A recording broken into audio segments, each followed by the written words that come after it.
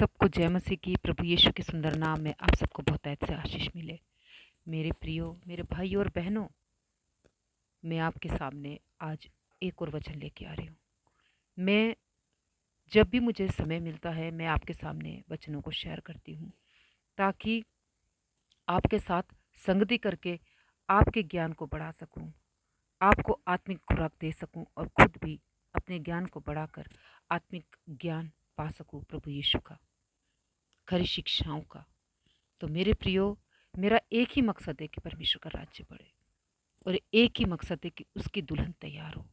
जब वो आए तो जब वो सवाल करे कि कितनी आत्माएं बचाए, हम तैयार रहे और हम बताएं कि हमने इतनी आत्मा बचाई है।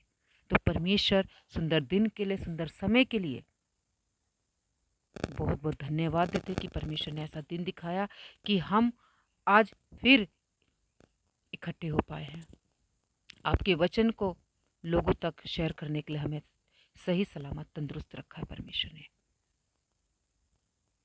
तो मैं आपके सामने कुछ बातों को रखती हूँ कि हमें किन बातों से सावधान रहना है। स्वर्ग के राज्य में प्रवेश करने वाले वे लोग नहीं हैं। मेरी बातों को ध्यान से सुनिए कि स्वर्ग राज्य में प्रवेश करने वाले वो नहीं हैं जो सिर्फ ये कहते हैं कि वे प्रभु में विश्वास करते हैं। मैं अन्य जाति की बात नहीं कर रही हूँ, मैं उनकी बात कर रही हूँ जो प्रभु को जानते हैं, जो विश्वासी हैं लेकिन पूरी तरीके से नहीं। उन्होंने दो नाव में पैर रखा, आधा प्रभु में आधा संसार में।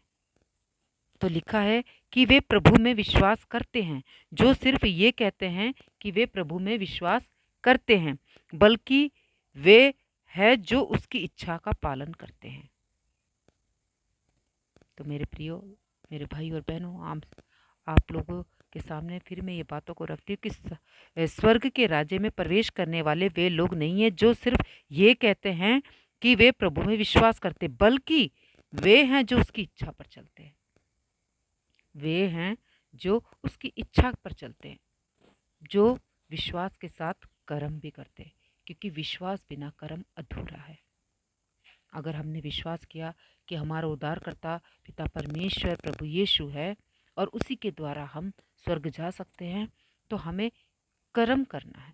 अब हमने जान लिया है तो हमें लोगों को भी बताना है, उसकी वचन की शिक्षा हमें औरों को भी देना है, औरों की भी आत्माएं बचानी है, तभी तो हम स्वर्ग राज्य जा सके। अगर हमने विश्वास करके बैठ गए, हाँ वही हमारा उद्धार करता है, इसके बाद कर्म नहीं कर रहे, बस अपने तक ही सीमित रखा है हमने वचनों को, बातों को, तो फिर आप बताइए आप किस तरह से स्वर्ग जा सकते हैं। अगर एक आदमी बैठा हुआ है, ठंड में सिकुड़ रहा है, और आप कहते हैं बेचारा इतना ठंडा में बैठा हुआ है, उसको हम एक ब्लैंकेट दे देते हैं, आपने बोला लेकिन दिया नहीं, तो आप बताइए उसकी ठंड भागी, उसका ठंड दूर हुआ? आपने सिर्फ सोचा लेकिन दिया नहीं। अगर आप सोच के अरे हाँ मुझे उसको देना है, वो ठंड से बच जाएगा, और आपने लाकर उसको दिया, आपने सोचा भी, उसका ध्यान भी रखा और उसको लाकर भी वो चीज़ दी, तो इसी तरह आपने विश्वास किया है तो आपको कर्म भी करना है, उसके वचन को, उसके सुसमाचार को, उसकी खरी शिक्षाओं को लोगों तक पहुंचाना है। आइए मैं आपके सामने एक वचन रखती हूँ, Matthew chapter 7 verse 21 sorry, Matthew chapter 7 verse 21। जो मुझसे हे प्रभु कहता है, उनमें से हर एक स्वर्ग के राज्य में प्रवेश ना करेगा। मैं रिपीट कर देती हूँ, जो मुझसे हे प्रभु कहता है, उनमें से हर एक स्वर्ग के राज्य में प्रवेश ना करेगा, परंतु वही परंतु वही जो मेरे स्वर्गीय पिता की इच्छा पर चलता है, परंतु वही जो मेरे स्वर्गीय पिता की इच्छा पर चलता है। तो मेरे प्रियो, मेरे आपके सामने एग्जाम्पल भी रखा और वचन भी रखा, वचन में से ही आपको बताया कि अभी हमें परमेश्वर की इच्छा पर चलना है।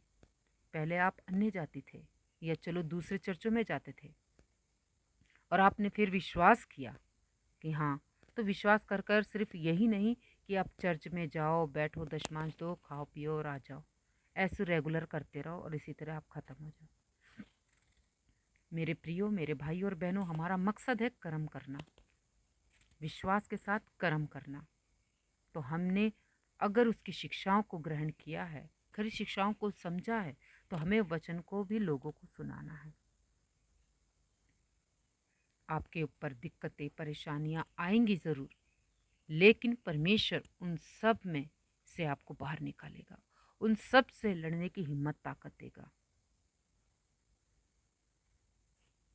तो हमें उसके साथ आनंदित रहना है, उसके वचन को अपने हृदय में बहुतायत से बसने देना है। क्योंकि अगर हम उसकी इच्छाओं पर चलते हैं तो उसका वचन कहता है कि उसका वचन काम किए बगैर वापस नहीं आता।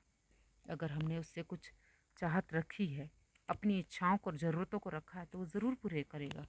तब जब हम उसके उसके इच्छा पर चलेंगे, वो हमारी इच्छाओं को, हमारी ज़रूरतों को तब पूरा करेगा जब हम उसकी इच्छा पर चलेंगे, जब हम उसके वचन के मुताबिक अपना जीवन जिएंगे। तो मेरे प्रियो, यही बातों को मैं आपके सामने रखना चाहती हूँ और बार बार यही बात कहती हूँ कि उन पास्टरों से बच के रहिए जो आपको गलत टीचिंग देते हैं, जो आपको वचन की खुराक सही नहीं देते, आपको आत्मिक भोजन सही नहीं देते। मेरे प्रियो, जो वचन में नहीं लिखा उसके उसके उसको डॉक्ट्रिन बनाकर क्यों चलते हैं? पहले आपको वचन पढ़ना है, जितना हो सके पढ़ते जाइए। आपको फिर ये ध्यान रहेगा कि कौन सा वचन कहाँ पर लिखा है और कौन सा वचन किसके साथ कनेक्ट करना है। आपको इन बातों का ध्यान रखना बहुत ज़रूरी है। कुछ भी उठाकर कुछ भी आप नहीं बोल सकते, कुछ भी डॉक्ट्रिन नहीं बना सकते जब तक आपको वचन का ज्ञान नहीं है। तो ऐसे पेटू सेवक से, ऐसे पास्टरों से जो जिब्रिश बोलते हैं, ऐसे पास्टरों से जो आपको गलत टीचिंग देते हैं, बचे रहिए। उन सब के नाम मैंने आपके सामने रखा। सामुएल माइकल, अंकर नरुला, अंकित सेजवान, विनोद पोस्तल बोलते हैं अपने आप को, वो उत्तराखंड वाले,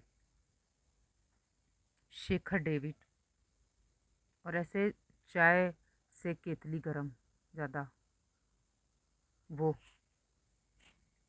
ऐसे उठ उठ के खड़े हुए हैं जो वचन को सही तरीके से इंटरप्रेट नहीं करते। वो सब सिखाते हैं जो बाइबल में लिखा नहीं है। और उन चर्चों में भी मत जाइए। रोमन कैथलिक में स्टैचू को मानते हैं। प्रोटेस्टेंट लोग किस तरह से गलत शिक्षा देते हैं। जेवा विटनेस वाले, माता यरूशलेम वाले, वन गॉड वाले। तो मेरे प्रियो, इन सब से दूर रहिए। अगर आप कहते हैं कि क्यों सिस्टर हम उनसे क्यों दूर रहे, तो आपको वचन का ज्ञान होना बहुत ज़रूरी है। अगर आपके पास वचन का ज्ञान नहीं है तो आप धोखे में ही रहोगे। वो तो खुद नरक जाएंगे ही जाएंगे, आपको भी लेकर जाएंगे।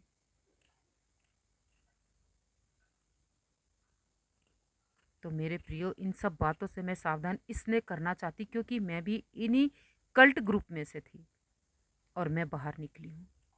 इसलिए मैं चाहती हूँ कि आपको भी सही शिक्षा, सही ज्ञान दूँ, ताकि आपकी भी आत्मा बच जाए और हम सब साथ स्वर्ग में मिले।